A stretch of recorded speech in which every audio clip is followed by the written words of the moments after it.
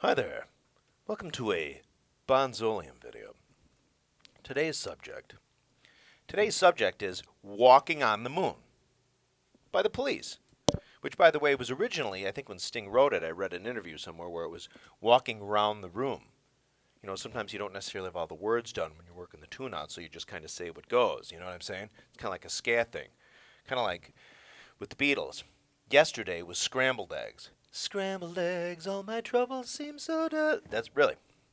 So here we are, Walking on the Moon. A seminal Police recording. A great song. I mean, it's a cool tune, but the value I really see in it is the way it sounds. Like, I love the. It's just a cool sounding recording, propelled by, Copeland playing the drums, but that hi-hat. The sound of his hi-hat on this recording. This is one of the songs recordings that lends that mysterious, that sort of Ark of the Covenant-y type of craziness that many of us drummers, including myself, have. Listen to those hi-hats on there. Now, I had the doingness to actually call Jeff Seitz. Jeff Seitz is, and was, Stewart Copeland's drum roadie, like drum tech, all through the Police years, and even into this tour in 07, 08. And I called him. I found his number online on his website, Jeff Seitz. Now, this guy is a talented guy. He's a Juilliard-schooled musician, drummer. Great drummer, right? Super nice guy. Every time I called him, he was super accommodating. I'm sure he was like, oh, here's another one of the Copeland wackies. Wasn't at all patronizing. Was very friendly. I almost marred the whole thing when I first called because I said Jeff Seitz. He goes, Seitz, like I mispronounced his name because when you see it print, it looks like it says Seitz. Anyway, asked him a bunch of questions about the cymbals he used when he first was there and how they recorded some of the songs. Walking on the Moon is one of them. Two things. Well, as far as the gear goes, look at my other videos I have. Stewart Copeland, I have a couple of Stewart Copeland videos like gear, blah, blah, blah. But specifically as it relates, for time's sake, to Walking on the Moon, I asked him. I said, for the love of God, man, what is Copeland actually playing on the hi-hats in that middle? I just call it a middle. People might call it like an 8-bar middle, or what do they call it? Where you'd put a solo, but instead of like, it's just do-do-do. Do-do-do, with Copeland playing the hi-hat right in there, which is cool. It has a nice delay on it. A delay effect. We know what a delay effect is, right? Like, if, when you're in a room, you go, hello, hello, how are ya? How are ya? Everything cool? Yeah. That kind of thing. That's what a delay is. You know what I'm saying? So, as it would be with an instrument, or with the hi-hat, it'd be like, tss. Okay, that would be a nice, pretty wide delay. You could make it like, okay, or real close, or almost like a flam, okay? They do that on vocals, automated double track, and like the Beatles. Like John Lennon hated the sound of his voice unless it was there was a delay, like it was doubled. Okay, that's why some singers often will double their own voice, not just to necessarily thicken it up in a track, which is a great effect. I did it on the record I made. I double tracked a lot of my own stuff, but also, too, they're often very self-conscious about their voices. Anyway, as that effect goes, Copeland was a pioneer in the sense that he often used that delay effect on just his hi-hat. There was a fella I met some years ago. We played some gigs on the South Side where the drummer they had was a huge Copeland guy. And I met him a few years ago. I bought some stuff from him. But he got a little delay box, and he put a delay on his hi-hat when they'd play. And it was the coolest sounding thing in the world. It's, like, can sound like with the delay because it's adding all these other notes from the perspective of the audience, right?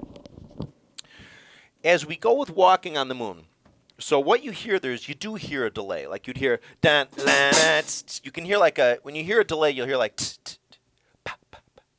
and that's a delay that isn't, there could be a different amount of strikes on the delay, right? You might have da, da, or you might have da, da, da, da, da, like a repeating delay. But oftentimes, with the repeating delay, they control the volume as it goes on. Da, da, da, da, da, da, da.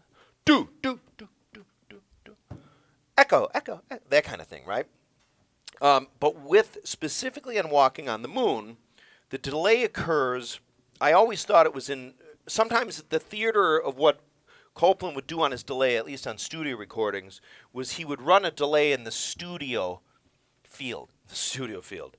The stereo field, okay? So what he might actually be playing in time with the songs, like, here we are, playing a song that's just all right. Well, you would hear what I just did there in the song coming out, let's say, the left speaker, but the delayed part coming out the right speaker, which would be a little later. So it would have the effect of kind of be like, like that. Namely, on the song Darkness. That's a good example. On Ghost in the Machine. I wish I never woke up this morning. You hear Copeland.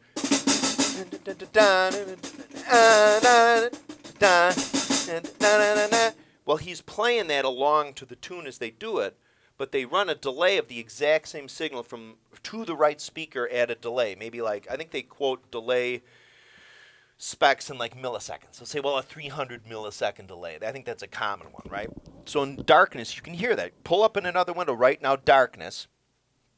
I can't help but think of that frickin' when I hear Darkness, the Rick James and Dave Chappelle.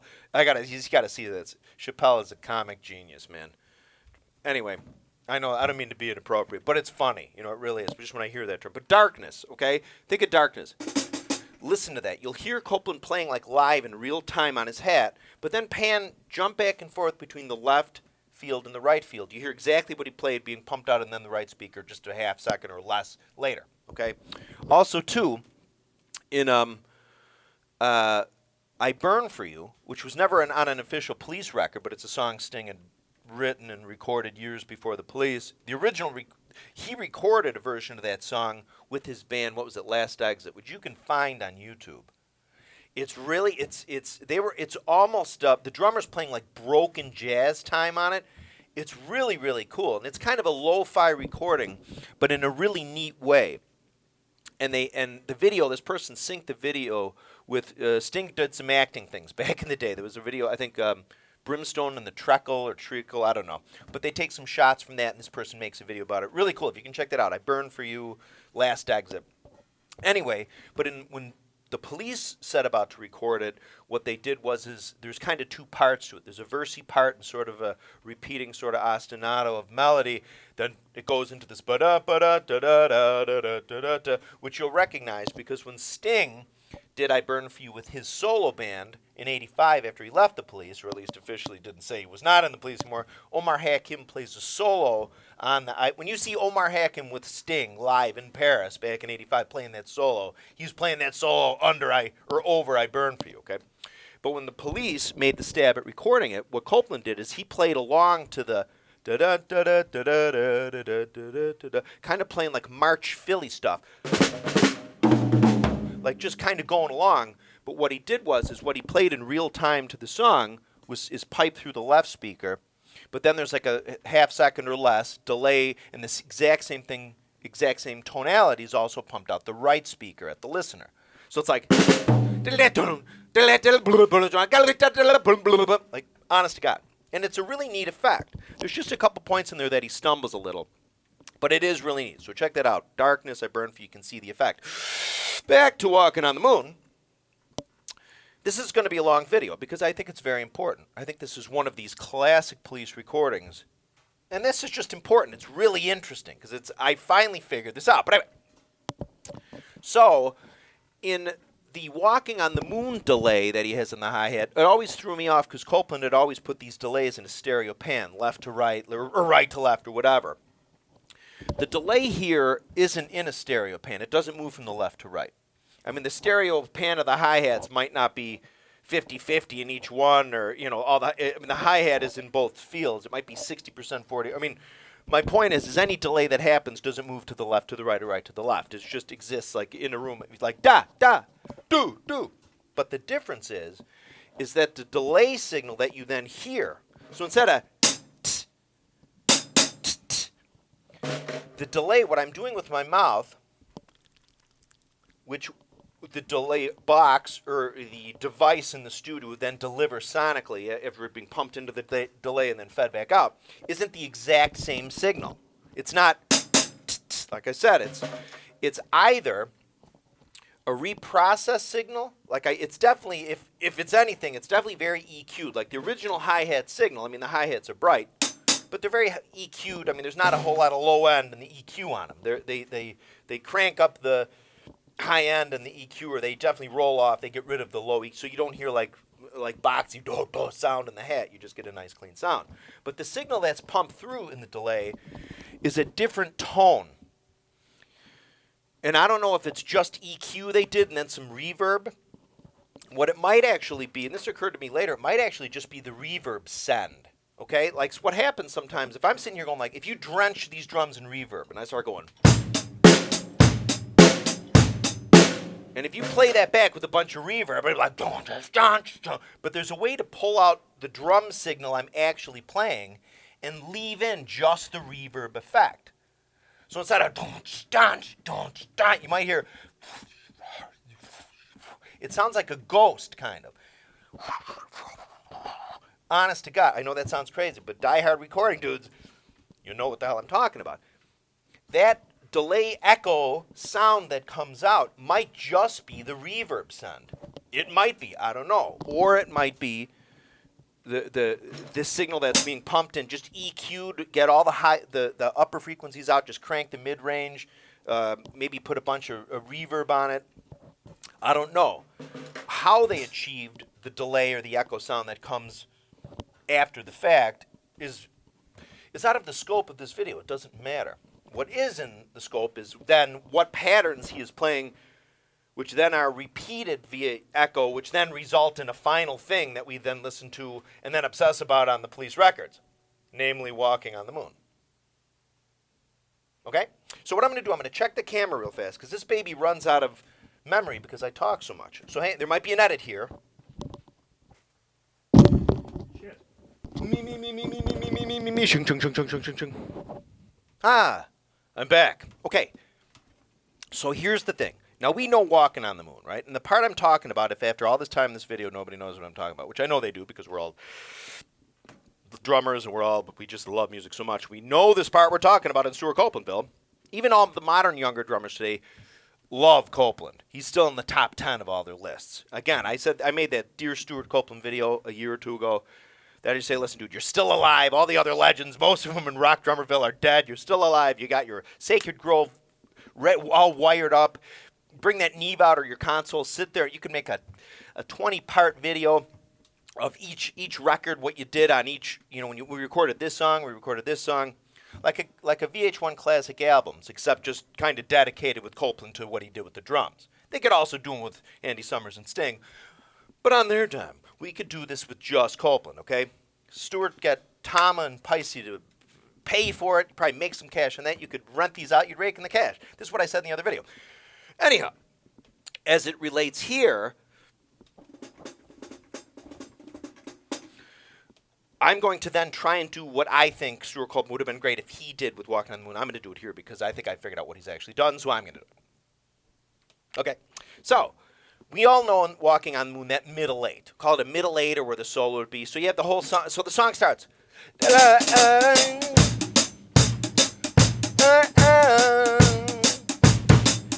That type of thing, right? Okay, now what happens is we get into other parts. You know, there's little breaks, there's verses, and then what happens is there's bridges. So some say tomorrow's on, whatever the words are, right? I mean, I honestly really don't know. As you know, I'm not a big word guy in music. I mean, I love the words, I appreciate them. To me, they're just a vehicle that carries a melody, which is, to me, another instrument. So it might as well just be like, that's fine.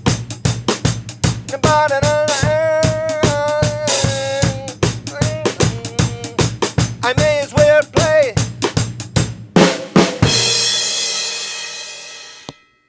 After the last one of those, what I call the bridge, blah, blah, blah, is the golden daddy part thing I'm talking about.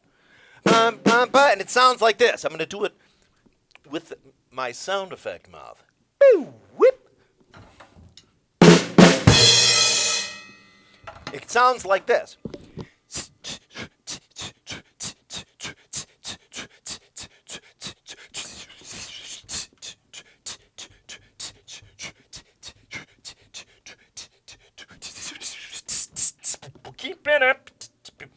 That's the part I'm talking about.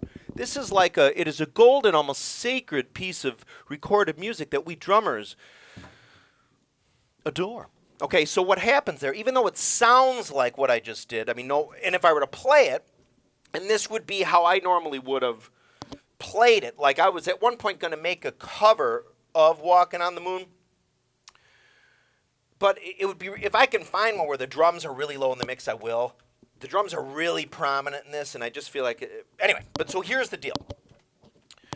I'm now going to play what I think, if I didn't realize the whole delay concept, what if he was what it sounds like he was actually physically playing. Like when you watch other people make covers of Walking on the Moon, you'll see like their version, what they think's going on in delay, in that, dun, dun, like this.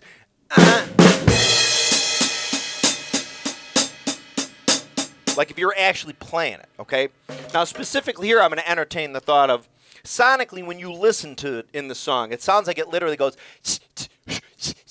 like it sounds like three separate tones that are occurring in like in a triplet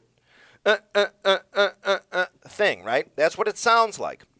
So I always, as a lot of other drummers probably too, would think it's like, all right, well maybe the first one, he's striking the top of the cymbal, then the next one maybe he's hitting a little more of the shoulder of the cymbal, kind of getting more of a boxy sound, and then the last one maybe is like a, you know, and it's easier, that's actually easier to demonstrate on a pair of B20 hi-hats because they're not as bright. I don't have a pair here handy at the moment.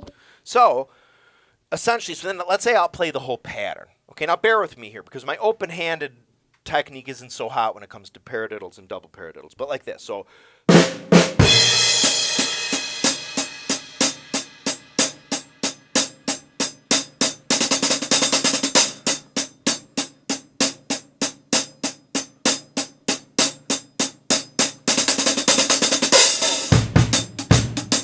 that, okay? Now, it's, again, I don't have the best open-handed technique. It doesn't matter because he's not playing it like that. No matter, he's not actually physically playing all those notes, which is the point of this whole video. What he's actually doing. Now, I stumbled upon, you always see on YouTube, and YouTube's just terrific. People will post drums only this song, bass only this song, and 99% of the time they get it from the Rock Band thing. You know, where, you know, people, you know, in Rock Band where they play along to it, they air guitar, they play the drums, and they do it. Well, there's apparently there is or was a mode where you could, people, so they could practice what they're playing, they could hear simply just the soloed part, right? Would be like if it was the VH1 classic albums, and you're like, well, if you're going to practice the bass, you can just isolate the bass and hear it so you can fool around it, right? That's terrific. Well, somebody just put a drums only of Walking on the Moon up just a couple months ago. It wasn't up. I'd look for it, I couldn't find it. Somebody put it up. And you can it's much clearer relative to hearing the whole song, hearing what Copeland's doing, although it's still not real obvious. But I've studied this for a long time, okay? And I had begun to say when I talked to Jeff Seitz earlier, years ago in this video, I said, well, you know, Jeff, what is he playing? And like I said, Jeff said, well, there's a delay on it. It was almost like, don't even try it, there's a delay on it. It wasn't like, hey, man, you know, it's a secret like the Colonel's Recipe, which actually was just published in a magazine. But he was just like, probably been asked it so many times, like, look, man, there's a delay on the hi-hat. You know, don't even go there. You know, it's not what you think. Like that kind of thing. Super nice guy about it. So I got to thinking about it, and I finally thought, well, maybe what it is, I kind of sussed out, as British people will say, which now I'm going to adopt, like Madonna. I figured it out. Instead of, well, if there's a delay on it, you're going to get a, right? Well, on that part of it, not really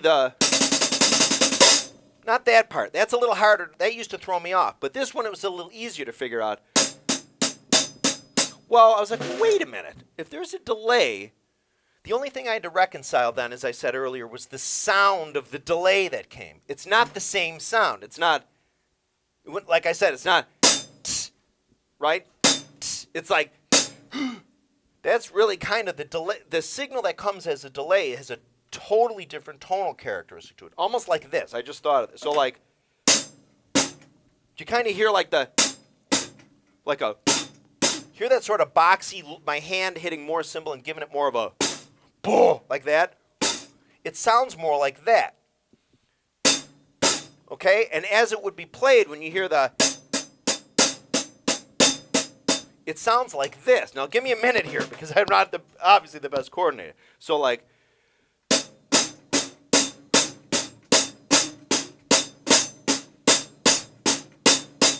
like that, okay? I messed the last one up. But that's kind of what it sounds like because that's ultimately what it is sonically, but it's not being played that way. The delay, what I'm striking with my left hand, I am delivering with my left hand sonically for audible listenness what is actually the delay is providing in this part, okay? So,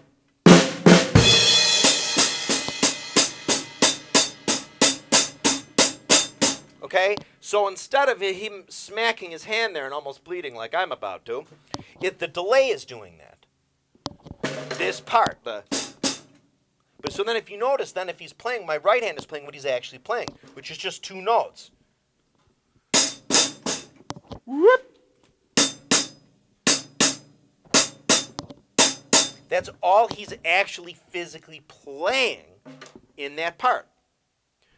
Now there comes the other part where it's, which we're going to deal with as a separate chunk. But when you hear that, it's this with a delay on it. And the delay is not providing, this is the thing, it's not providing the exact same sonic sound. Otherwise, it would just kind of sound like, like it would all kind of sound the same, just with the middle one sounding thicker because it would almost kind of be like this, okay? So if he's playing, so if we hear da, da, da, right? What happens here is that I love doing this. I know it probably pisses a lot of people off. In a lot of my videos, I do this. But so imagine, so the first 2 notes, we're going left to right. He's actually striking these, okay? But the delay created by the strike on the first one is timed. Remember I said before, like 300 milliseconds or 500 milliseconds or whatever? Yeah. Excuse me. Well, that delay is occurring at the exact same time he is striking the cymbal again. That's what this is. Okay? So remember I was going, well, you're getting, how the hell did I do this before? Okay. Real-time strike, but at the same time is the delay created by this real-time strike that doesn't have the same tonal characteristic at the same time, and then now just the delay with the different tonal characteristic, okay? That is what's happening there, okay? So I'll demonstrate it again. What you end up kind of hearing on the record is that, except the is being provided by the delay. Okay, and again, that delay is either EQ'd differently, all the high ends rolled off, it's a bunch of mid-range, and they put a little reverb on it, or again, like I said, it might just be the reverb send. Again, if I put a bunch of reverb on that, it'd be like, but if I pull the actual sound of the drumming I'm doing, but just leave the recorded and printed reverb that's there, it would sound like, and that's maybe what the delay signal is. I don't know. Again, it's beyond the scope of this. I don't know if it's just the reverb signal that's being delayed, sent out, or if it is just that and some maybe just a mid-rangey, boxy, EQ'd sounding hat. But it's the different sound. That's the throw-off.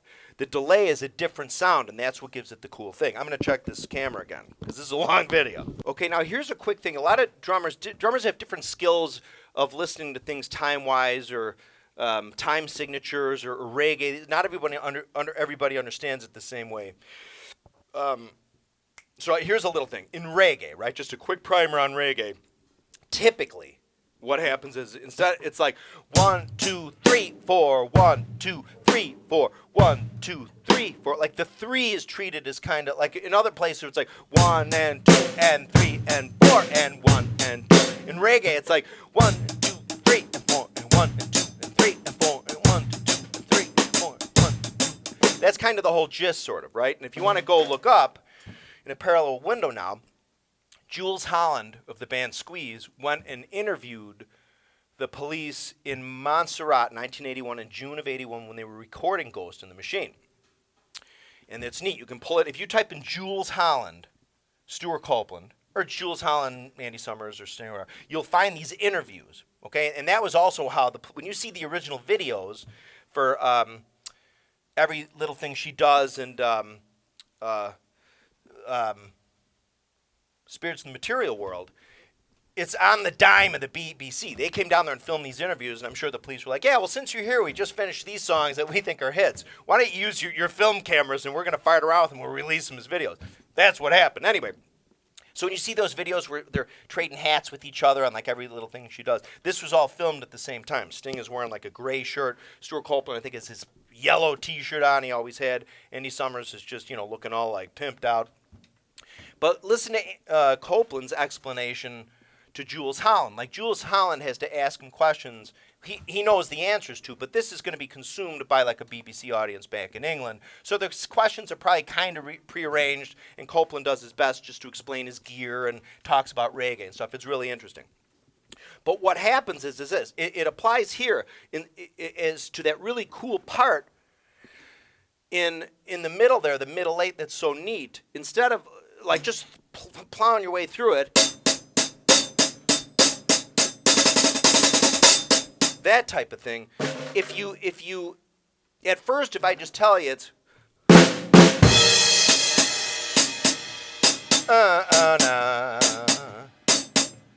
that's what he's playing there. And I just wanted to kind of explain what that beat is.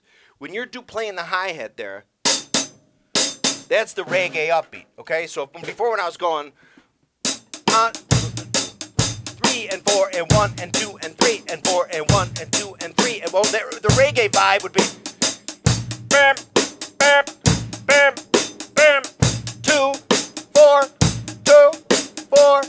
But more often than not, you have two of them on there on the upbeat. It's not unless it's Man in the Suitcase.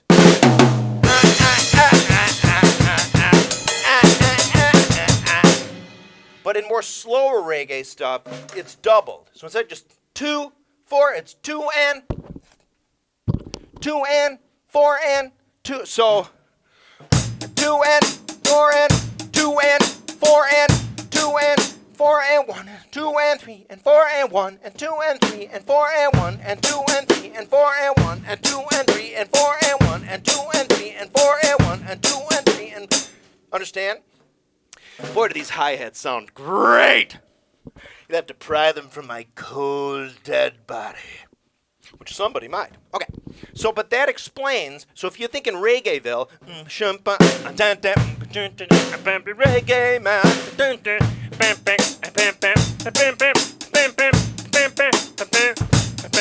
okay, well think about that. So if you were to loop the whole song really is on the bass, it's anchored by that bass melody.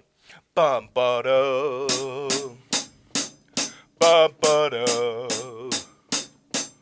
ba ba da. Shampam, shampam, shampam, shampam, shampam. And Copeland will normally accent that reggae part on the bass drum. Like there's times he'll be like,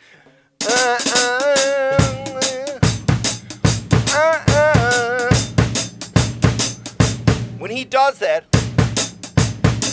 That is him. Those notes are accenting the 2 and the 4 and in Reggaeville.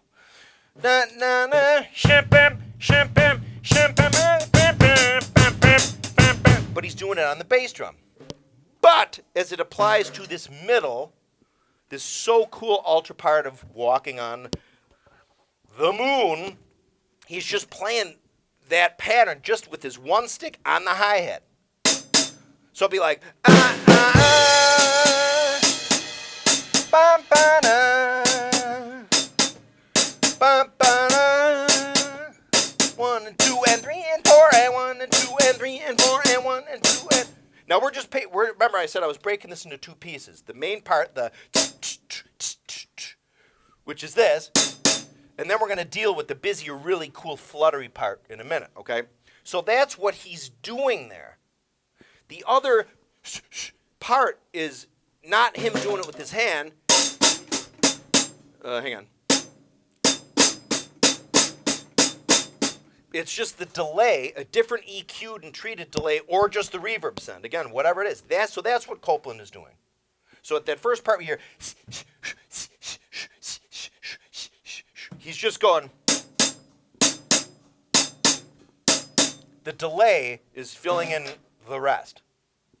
Honest to God. And you know what? It's the coolest thing in the world. Like I said, Copeland, an incredible drummer, incredible musician. I mean, he was Clark Kent, for the love of God. He had like a following in England back pre-police. Well, I'm glad that didn't get on the lens of the camera. He did. He can write stuff. I mean, it's good. I mean, he's done soundtracks for movies. He's a great musician, right? But he's also a studio wizard. That's why I was begging him. Like, these videos will kind of show, like, what he did in the studio. I mean, it shows his talent. Again, here I'm appealing to the ego of the vanity of Stewart Copeland to get these videos out. You can make money. Tom will sponsor you. Peisty will. You make cash. You already got the system set up at Sacred Grove. We know you can get the master recordings and dissect them because you did it in the Everyone Stares movie. If you watch that Everybody Stares or Everyone Stares thing that Copeland put together with all the Super 8 footage, listen to the music in the background. That's really cleverly put together, like little montages and remixes of a lot of Police's stuff. He should sell that. He should have a soundtrack for just Everyone Stares. Those little kind of loop patterns. It's really, really cool, okay? Anyway, so he could clearly do it with his 10-part series of what I did on the drums. Anyway, back to Walking on the Moon. So again.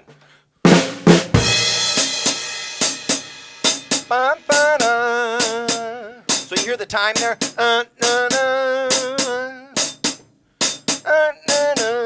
That's all he's playing. But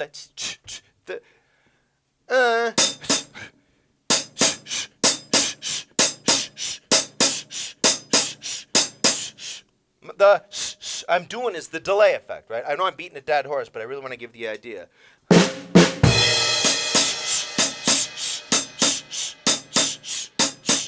Okay, that's what's happening. Okay, now we get on to the cool that, okay? Now that's the thing that tripped me up for so long was the fact that I could never reconcile, like, well, it kind of makes sense. It would be two notes, obviously, because you can hear the tonal structure of those three.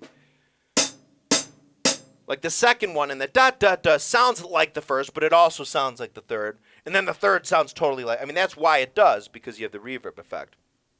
I could never really understand, though, the tonal effect, like the different strokes in the flutter. Because you have, like I said earlier, you have the main these, but then the delay of this, again, like I said, is more of a, like a, okay? So once you start getting the mixed in with what would be crisp hits, I couldn't make any sense out of it. So I didn't know what the hell he was doing. Again, until I heard this drums only, it became much clearer. Again, it's not a stereo pan. It doesn't move left to right. But you can hear it much clearer because the other instruments, the bass and everything, are lower in the mix. And what Copeland is actually playing there is just this. Sorry it took so long to get to this point, but that. If you put that delay, that delay to this pattern, that's where you get the. That's all that is. And again, remember I told you Jeff Seitz said to me, it's a delay, man. That's all it is. It's a delay. Now, it is, in a certain way, it's kind of anticlimactic in a certain way, because I always consider that, I always call that like the flutter. It was cool enough, you had the, but then you had the, like, I know this sounds so ridiculous and crazy, but I kind of am ridiculous and crazy. You know when you hear birds, like in movies, right? People are walking through a park, and then they get to a bunch of pigeons, and it's usually some very seminal, important scene, and the birds all fly up at the same time. You have that. Really? That's what the reverb, the delay send sounds like, especially when mixed in with the actual signal. That whole, like, if you actually tried to play it, sounds so cool. That is one of my favorites. Still, even after I know what he's playing now, it's still just such a beautiful thing. It's genius. I'm telling you, it's genius. So what I'll do now is if I loop the whole part in actually Playedville without consideration to the delay. Okay, so remember we're in the part. So they say tomorrow's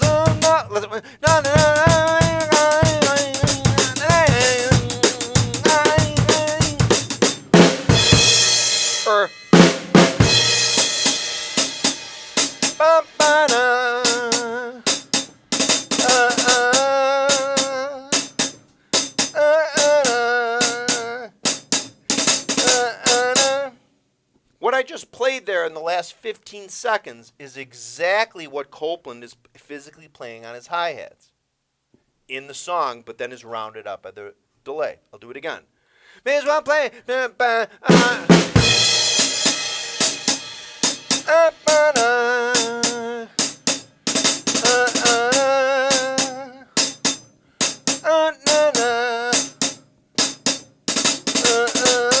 Now, the last one I just did there, technically, here's the thing that I do want to point out, and this is a good place for me to point it out. You know how in the song you have flutter, flutter, flutter, flutter, flutter, and then another and then another flutter, flutter, flutter. Well, the first flutter and the second flutter are played slightly differently. The first one goes, okay, well, with the last note. The second one is just two of those groupings of three. Okay? You can hear that. That's why when you listen, like when you try to reproduce it always sounded like there's a couple little extra, like triplet notes in the first chunk, because there are. He plays an extra physically note that then gets delayed. He doesn't do it the second time around. That's why the second one kind of sounds cooler too. It's like, so if I were to play it without the delay, if I tried to be like, you know that goes right before the, and then of course then you have the. It's just so majestic. It's so cool. Stewart Copeland, for the love of God, make these friggin' videos. But so that's what happens. Now, for me to explain, it's easier for me to explain the blam, blam, blam, 1 and 2 and 3 and 4 and 1 and 2 and 3 and 4 and 1 and 2 and 3 and 4 and time-wise, for people that aren't that more experienced as a drummer, I wouldn't necessarily know how you'd properly right now off the bat notate. Okay? But check this out. If I take my left hand out of it, my right hand's just going. I'm just adding in a note. So here's the time. So let's say as an exercise to practice, I'm going to slow that down. Ba, ba, da. Na, na, na.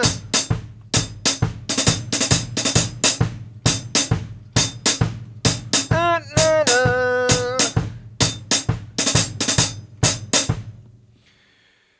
And the neat thing is, if you listen to the song, as we all have 1,000 times, at the very beginning, he plays actually that pattern that he then employs in this part that gets delayed and sounds like the flutter. When the song first starts out, hang on. Where it goes, he goes, okay? And on the later box set stuff, you hear about 5 seconds before, you can hear like the bass hand go boo, and hear Copeland kind of first farting around from it like, and then it goes, So what he plays there, that pattern at the head of the song, that's, so I'm not a very, I can read to learn stuff. I can tell right off the bat, that's just what he's doing, is he's playing, it's a 16-note triplet, but since it's in, 3, I don't think of it that way. For me, it's just, if you're going to loop it in Walking on the Moon,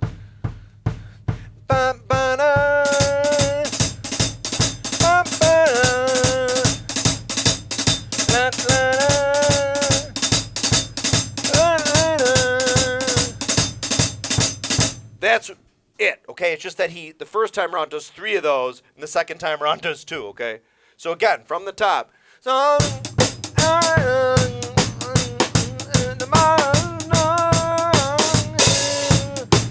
I think, yeah, this is how it goes. I may as well fast forward.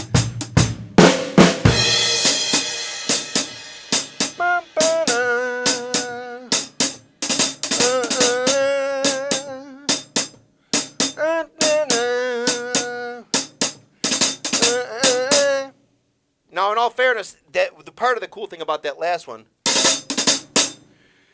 the very last time I think he opens the hat up a teeny bit. Just a teeny bit. So with that echo, that delay send that's either EQ, blah, blah, blah, or just the reverb send, it sounds extra cool. Okay? So this really is what Copeland is playing in Walking on the Moon. Bring up that drums only thing you'll find on YouTube. And listen. You sit and listen to it. You have to really sort of get a part of your brain to really listen just to the regular hi-hatty crispy part. you can really hear it. You almost have to sort of create almost a stereo pan in your head so you can sort of like put one off to the left and one off to the right, okay? And the one off to the right sort of has, again, it's almost like, it sounds more like, duh, duh, okay? And you can kind of hear it sort of move left to right even though it doesn't, okay? So I really wanted to make this video because this is very important. To me, this is something for the longest time I was trying to figure out what he did. I had my theory. I was pretty sure it was but I could never reconcile the flurry. But then after hearing that drums only, that flutter of hi-hat tree, it made it clear. So, again, I hope you enjoyed the video. I know it's a long one. Hopefully, Stewart Copeland will... he actually did reply when I made that Dear Stewart Copeland. Somebody pointed out an Instagram or a Twitter post that he actually wrote, okay in all small letters. Then the next okay, this O was small, and the K was bigger. And then the next okay, both were big. Like, okay, okay, okay. So I don't know if he was like, okay, it's a great idea. Or okay, okay, okay, I'm going to send the hitman to Mr. Keating's house and make it look like an accident. That kind of thing, okay? So that's it. I hope you enjoy my videos. More videos on the way. Please subscribe if you haven't, okay?